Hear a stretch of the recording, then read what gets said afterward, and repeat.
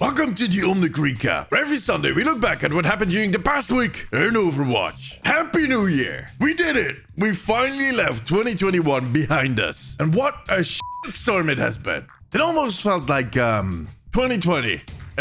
Anyways, it's all behind us now. We are at the start of a new year, which is the perfect time to make a list of all the things that we can expect for 2022 in Overwatch. Oh, by the way, did you guys notice my new backdrop?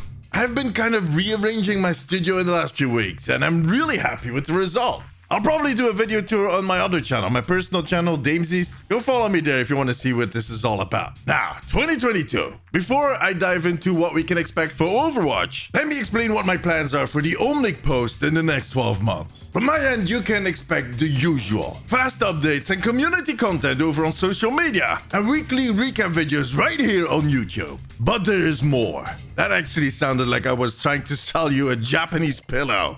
Or maybe one of those small vacuum cleaners. Anyways, there's also going to be short-form content on YouTube every time an update happens. I kind of already did that over in the shorts, but I feel that part of YouTube still needs a little work. So I'm going to switch those updates to just classic videos. Make sure to follow to find out what that will look like. I will still be posting vertical videos over on TikTok. I'll still also be streaming Overwatch on my Twitch channel. And at some point, even the podcast is going to make a return. I still need to talk to my co-hosts about that.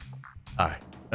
On top of all that, I'm also working on some new custom content. Stuff you won't be able to find anywhere else. So yeah, there's a lot of stuff coming for you guys in the next year. But first, and above all, we need more updates and content from Overwatch itself. And I'm personally convinced that that is coming soon.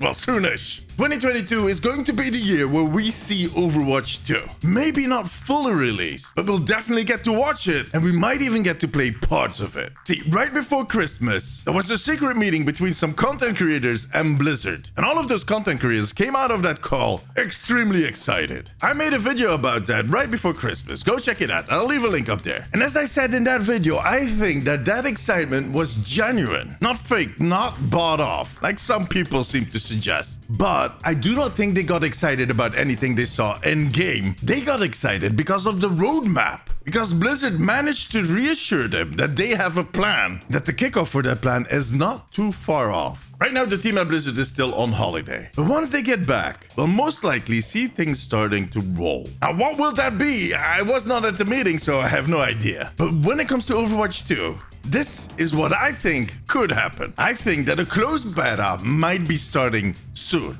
Somewhere late January, early February. But don't get too giddy just yet, because this beta will most likely only be for influencers, friends, families, and most importantly, the Overwatch League players. Because the next season of the Overwatch League is starting in April, and it will be played on an early build of Overwatch 2. But those Overwatch League players need to practice, obviously. So they'll most likely get a build pretty soon, if they didn't get one already. But why not open up that build to a bigger group? To get feedback, to test it. A beta would be the perfect way to do that. A PvP beta, that is. So, a few months of beta. Are we getting a release by summer? Well, most likely not. Not a full release, at least. What I think they're going to do... Nah, let me rephrase that. What I hope they're going to do is open up the game to a broader audience by releasing an early access version of the game around the anniversary. So that is the end of May. This early access build could be free to play and is going to be PvP only. And while they do that, in May, they can push the PvE part into the beta.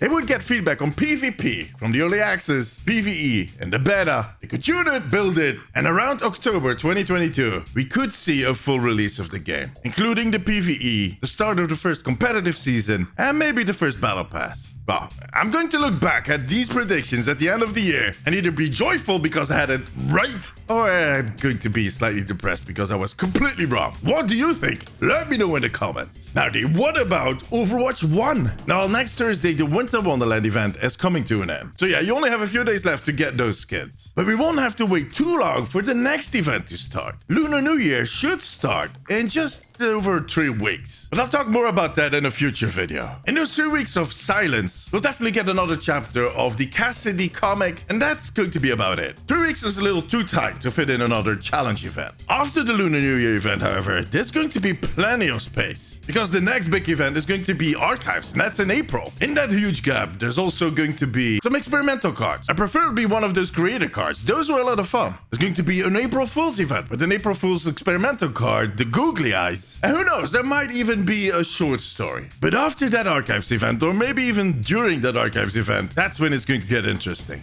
Look, I'm convinced that 2022 is going to be an amazing year for Overwatch and Overwatch 2. And on a side note, I also hope it brings change within Blizzard, because that shitstorm, it's still ongoing. But some people within the company and outside of the company are working really hard to get that change done. And no matter what happens, if I'm right with my predictions or I'm wrong with my predictions, I'll be right here to report on it while making a fool of myself, because yeah, that's what I like to do. But I can't wait. And I appreciate all of you for being here with me. But now, however, that was it. Thank you very much for watching. See you guys on my stream or in my next video. Till then, bye-bye.